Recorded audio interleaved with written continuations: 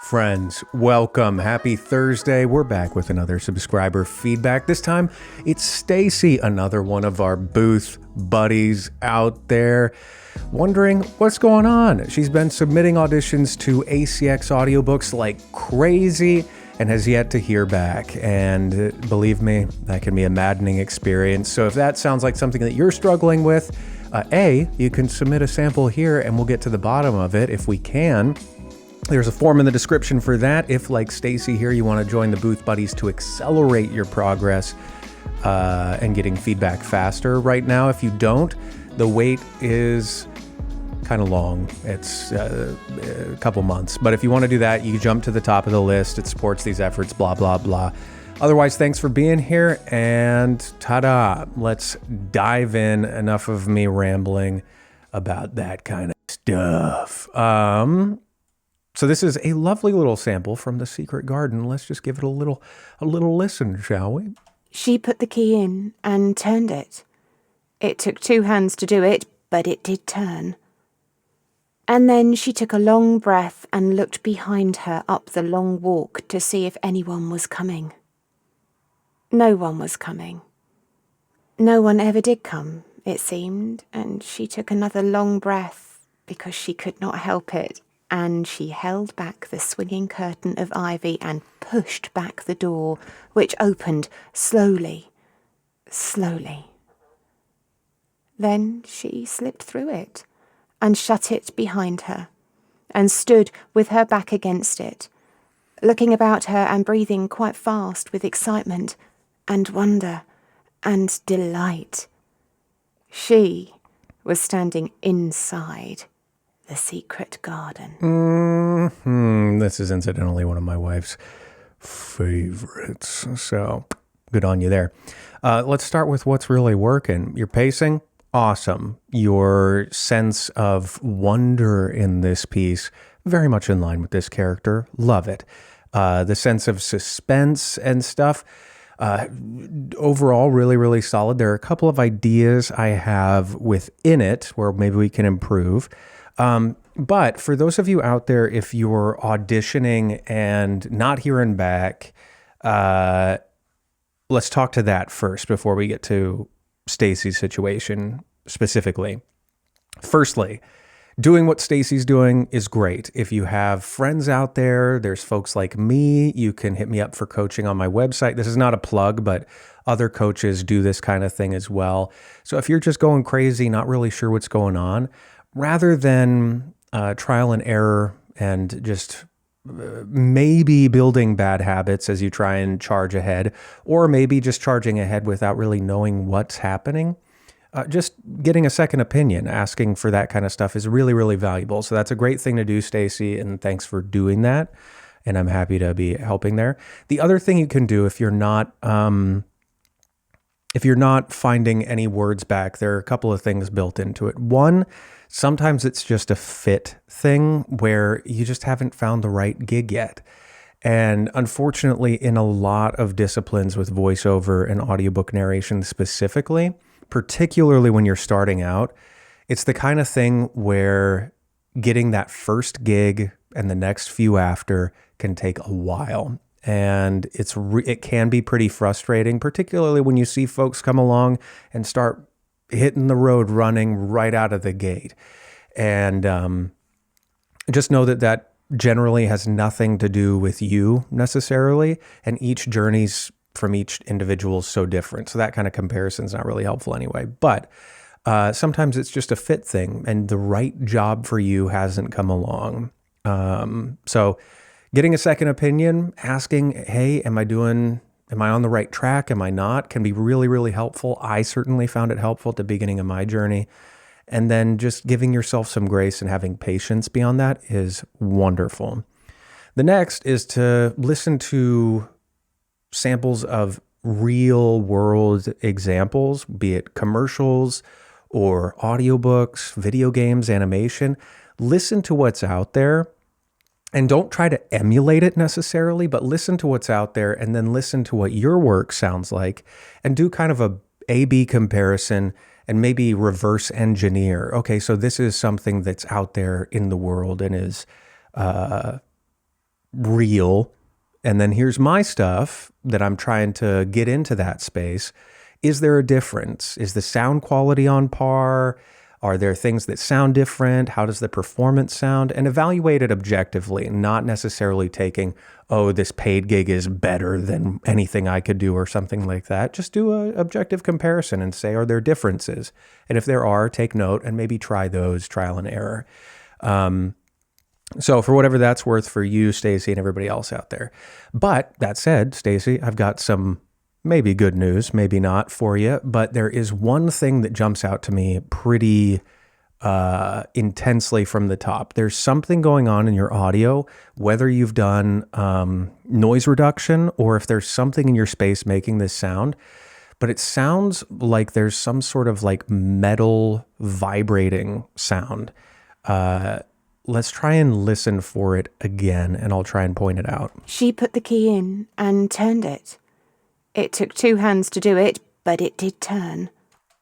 So it sounds like, I don't know how to point it out without just saying, can you hear it? And it's tough because it's possible on YouTube you won't be able to hear it with the audio quality.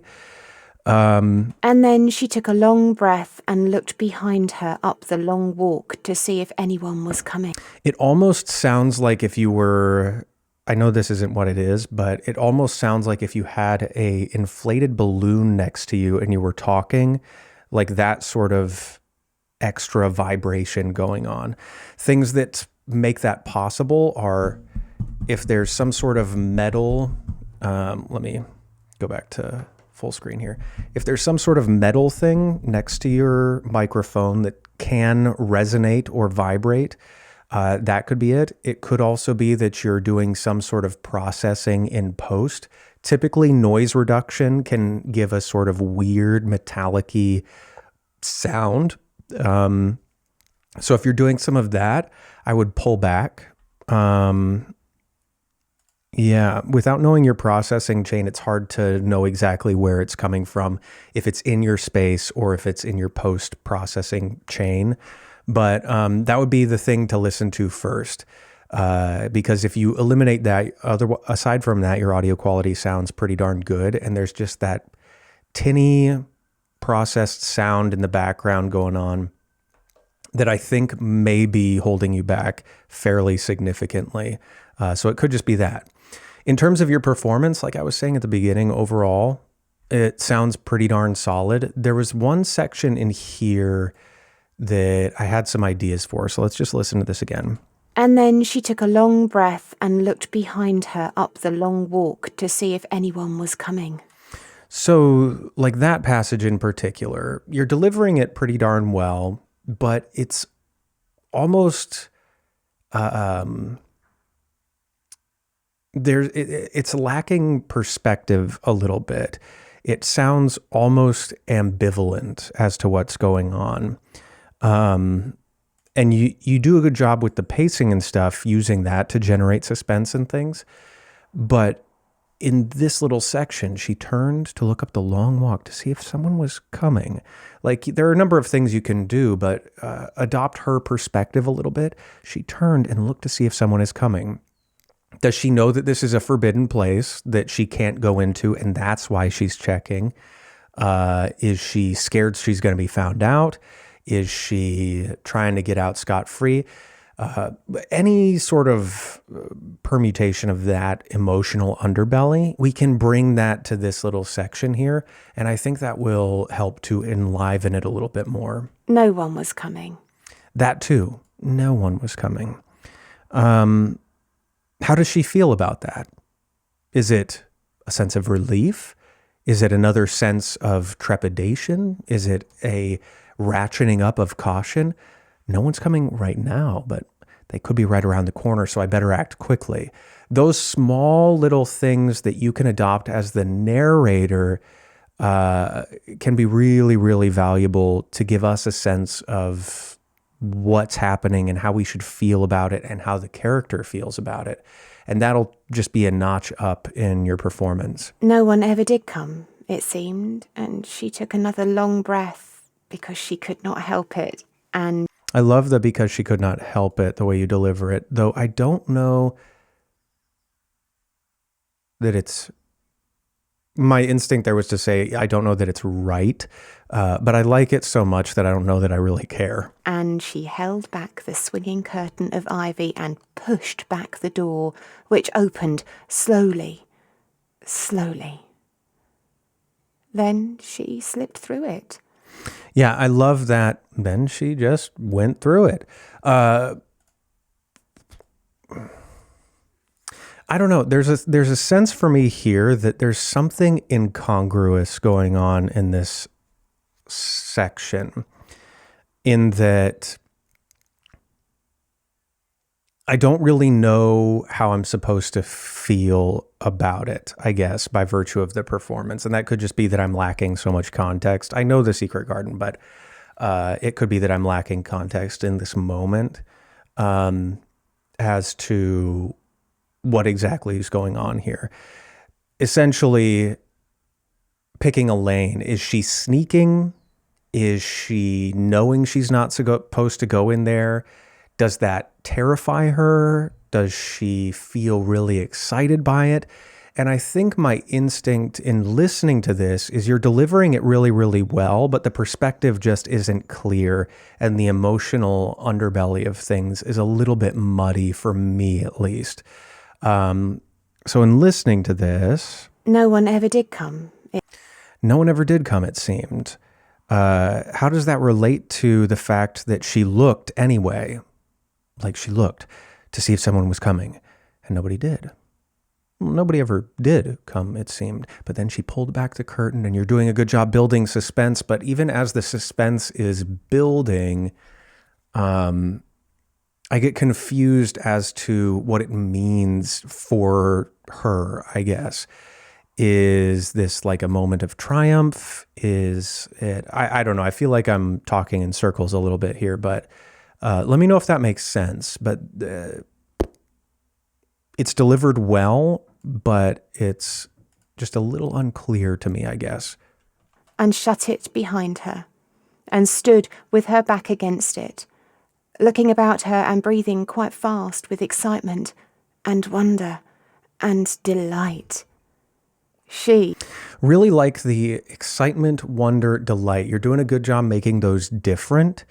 Looking about her with excitement and wonder and delight. Yeah, well... Looking about her and breathing quite fast with excitement and wonder and delight. I think that that's really illustrative of kind of what I'm trying to articulate and feeling like I'm having trouble saying well. But the excitement, wonder, and delight, the words there themselves. Looking about her and breathing quite fast with excitement and wonder and delight. Delight to me is the only one that in the saying of the word feels like it actually carries that for this girl. Then excitement and wonder, by contrast, feel like they're just kind of there to lead up to delight, in a sense. I'm being very, very nitpicky because it's good, but we're trying to get you booked, my friend. So I guess my adjustment there would be you're doing a good job making them different, but infuse excitement, wonder, delight in different ways and have them mean more, I guess, to her, is me being super nitpicky, but it's exciting to me. She was standing inside the secret garden. Yeah, and that is a great ending, I think. She was standing inside the secret garden. Though even as I say that, I still feel the same thing, that there's just, I would love, maybe this is a better way to put it. Bear with me, everybody. The narrator and this girl are two separate people. The narrator has their own feelings, thoughts, opinions, and experiences about the story that they're relaying to the listener. And this girl has her own distinct experiences within the story, if that makes sense. And in this book, the narrator, or at least in this passage, I don't want to say for the whole book, but in this passage, it feels to me, my instinct is that the narrator wants to be right perched on her shoulder and borrowing this girl's every notion, feeling, and experience and relaying it to the listener. So she was standing inside the secret garden. And excitement, wonder, delight. Someone was coming. I just want more of, because right now they're kind of distinct people and the narrator feels like they're reporting on it. She was standing inside the secret garden. That's not what you did, but it feels like the narrator's too separate from the girl's experience. Let's get in there and ride her experience into the sunset. And yeah. Those are my thoughts. But all in all, Stacey, I think that ultimately that little tinny metallic sound, wherever it's coming from, is probably one of the main issues going on regarding the booking thing. And then everything else is just gravy. Because I think your setup besides that and your performance besides that are totally bookable. And all of my direction and notes, I think, is just going to ratchet things up beyond that to give you more adjustments. Hope it's helpful for you. Everybody else, hope it's helpful too. Goodness. Until the next one of these, be well, and I'll see you there. Toodles.